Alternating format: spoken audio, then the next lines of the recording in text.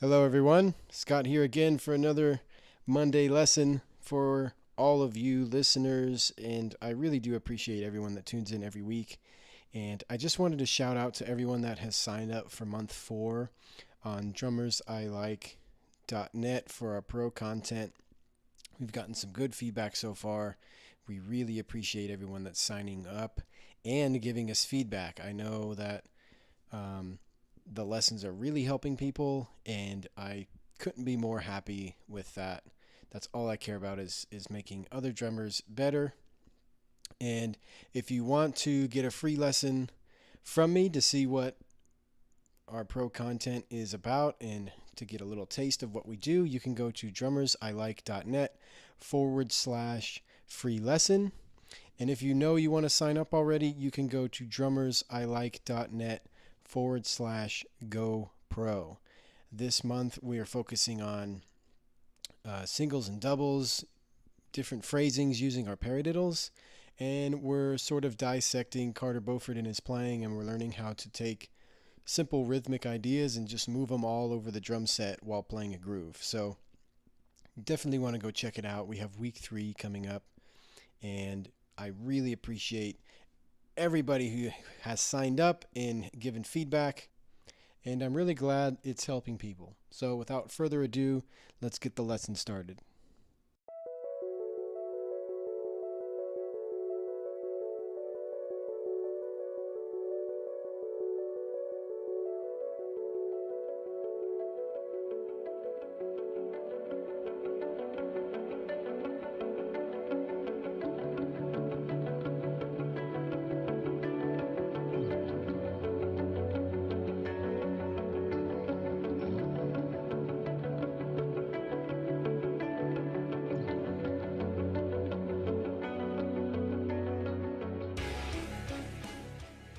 Okay, so this week I wanted to talk about a topic that can kind of be subtle, but it's when should you seek out further instruction, or when should you seek out instruction at all?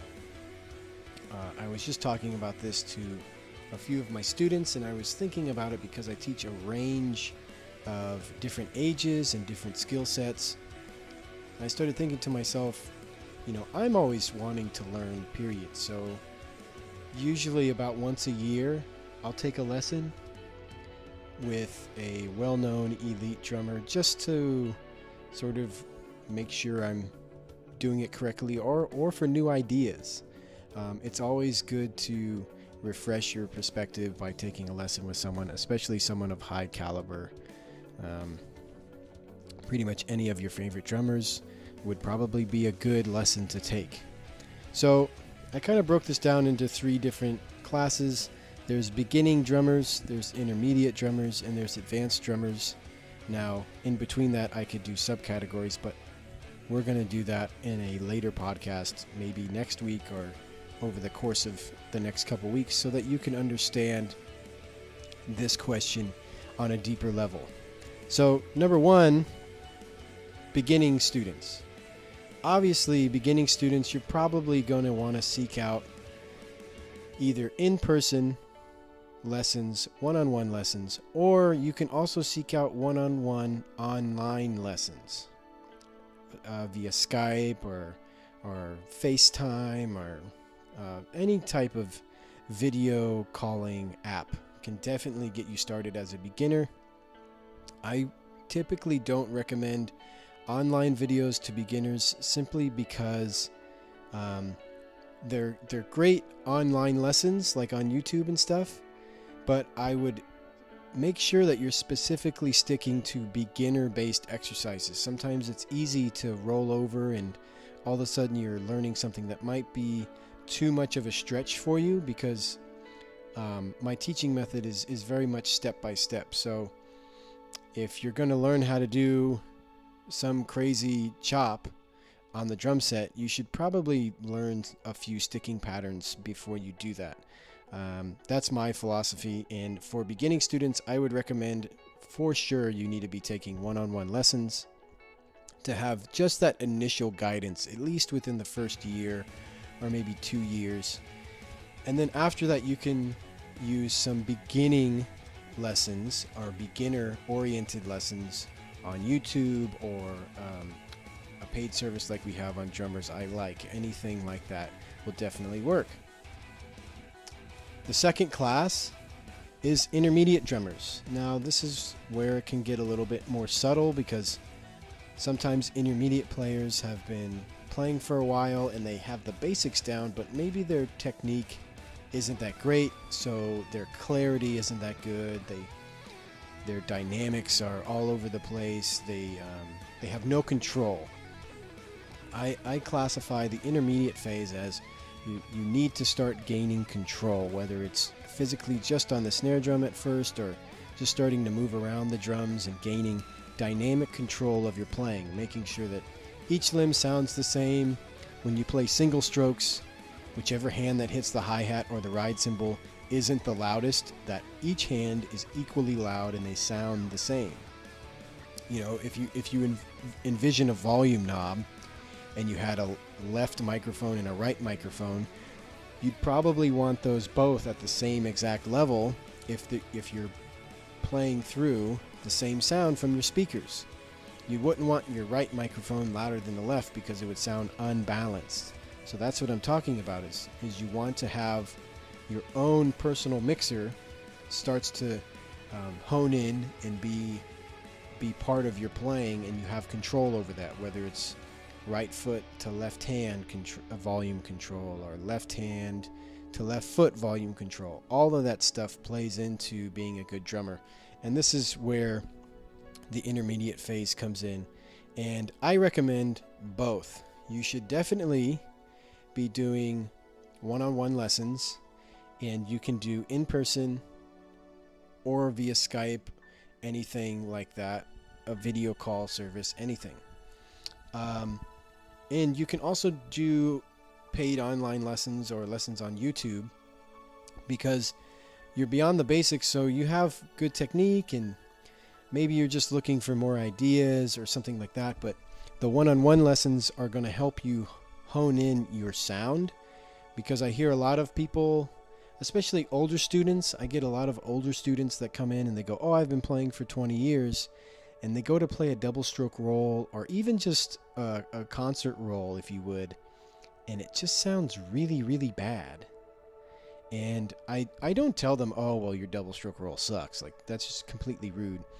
But what I'll do is I'll say, okay, well, here is a technique that is rather basic, but it's going to make you sound like an advanced drummer. It's going to help your articulation. It's going to help your control. And a lot of that you won't be able to get on your own unless you're having someone show that to you. And the intermediate phase is definitely where you need to have one-on-one instruction, probably even longer than the beginner phase. I would say at least maybe even 3 or 4 years, because it's a huge growth period where not only are you growing musically, but you need to grow technically in order to grow musically as well. And you don't want to get bored by all the beginner type exercises. You need to be pushing into the advanced realm. And while you're doing that, you have to have someone there who can analyze and help coach you and push you along. And that's something that we do at Drummers I Like. And definitely any physical lessons, in-person lessons, is going to be extremely good for you. Either online or in person is highly recommended, and then you can supplement with online videos just to get more ideas, maybe questions you have about different rudiments, or just various ideas. You know, there's so many different lessons on YouTube and paid service lessons, stuff like that can really help give you more creative ideas. And then finally is advanced. Now, I consider advanced drummers, they've studied long enough, probably more than 10 years, but they're at the point where their playing is extremely well. It's extremely controlled. It's they can teach themselves. You don't have to keep going back every week. You know the processes to get better. You record yourself. You keep a practice journal, you keep a practice log, you constantly review your recordings to make sure that everything sounds the way you want it to. You're checking your different limb balance, volume balance, and dynamics, and you're working on crescendos, decrescendos, a bunch of different rhythms. You're playing songs, you're reading charts. You have all the technical skills that you need. But when do you seek instruction if you think you're an advanced drummer? And I think this is where it can get blurred a little bit. Is I've chatted with people, like, again, mainly older students who, oh, I've been playing since I was 2, or I've been playing for 25 years. I've been playing since I was 15, and I'm 35 or 40 now. But whenever they go to play like a double stroke roll or even single strokes, it's very uneven, it's very sloppy, and if you record yourself, it's not going to come out good. Like if you think Steve Jordan, he's one of the most recorded drummers on the planet, the guy plays extremely articulate and extremely clean. There's a reason why. It's because he can sit down and play a song and it sounds really good. Now, I will sort of have a fine print here.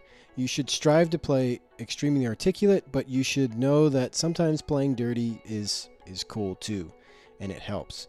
So the advanced phase is you can definitely teach yourself, but when should you seek instruction? And for me, it's whenever I'm in a lull. If I've hit a plateau, sometimes I'll seek out instruction. Or if I want to learn a different technique, if I just need a different perspective, I will definitely seek out instruction in this phase, because I feel like I myself am here, but I continue to think that, you know what, there are things I can constantly clean up, and I think that's why I'm in this advanced category, is because I'm always working on basics while pushing more advanced ideas. I'm just working on simple concepts in more advanced ways. And I think that you should seek out whoever it is that will help you get to that next level. For me, Thomas Pridgeon was one of those guys, Steve Smith, Tommy Igoe, Dave Weckl. Those are some of the guys that I sought to learn from, to gain influence from them, because I like how they play. For me, that's a huge thing. And also, you can transcribe. You can sit down and study a drummer, steal some of his ideas, make it part of yours, and then turn it into your own ideas. Get crazy with it. Do some rhythmic modulations to the quarter note triplet or to the eighth note quintuplet. You got a 5/2 thing and you're playing some crazy groove within that 5/2. So we're going to keep talking about this concept over the next couple weeks. I'm going to break it down so you can really get a good idea of where you are in your own development. I've heard this concept in a bunch of different stages, but I like to keep it to 10. You can keep it to whatever you want, but I try to keep it in a concise 10 levels, if you would. So if you're like playing an MMO game, you have level 1, level 2, all the way up to 10. Level 10's the max. After that, you're pretty much, I'm not saying you don't need to learn anymore, but that's like the peak of your playing. You're one of the best guys in your area, and so on and so forth. You have reached the elite class of drummers. So, just to recap, beginners should definitely have one-on-one instruction with maybe some online lesson videos to help supplement some of that stuff just for further research. Intermediates, just give yourself an honest gauge of where you are. Can you play like you want to? Is your technique very clean and very refined?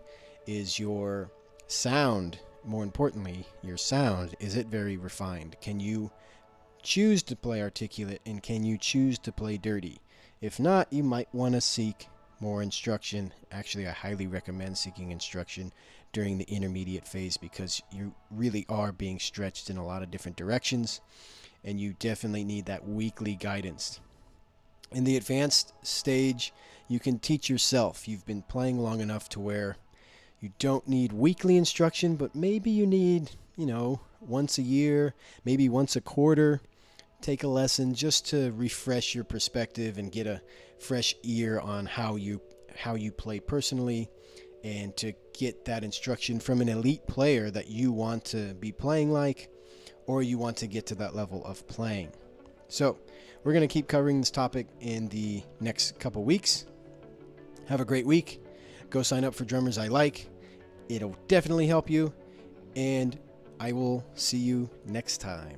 Take care. Have a great week.